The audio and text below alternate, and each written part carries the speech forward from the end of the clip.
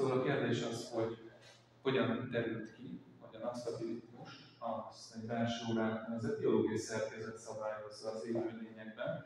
Most ahhoz, hogy ezt meg tudjuk, igazából vissza kell mennünk a 18. századba, amikor egy Jean-Jacques Demerara nevű francia tudós a szemléletes mimózának a vizsgálatával derítette ki, igazán támasztotta alá, hogy egy belső óra szabályozza tényleg ezeket a napszaki ritmusokat. Na most a mimózáról annyit kell tudni, hogy itt a dián is látható, hogy érintésre összezárja a leveleit, és ugyanezt megcsinálja éjszaka is. Tehát, hogy amikor lemegy a nap, akkor bezárja, és akkor napkeltekor nyitja ki újra a leveleit.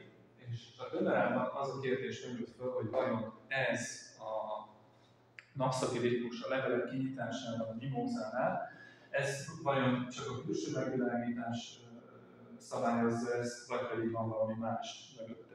És akkor azt találta ki, hogy a külső megvilágítás úgy tudja kiiktatni, hogyha levisz egy sötét pincében ezeket a növényeket, úgyhogy így is tett, és akkor megnézte, hogy korai reggeli órában, amikor normálisan kinyílnak a levelei a mimózának, akkor mi történik.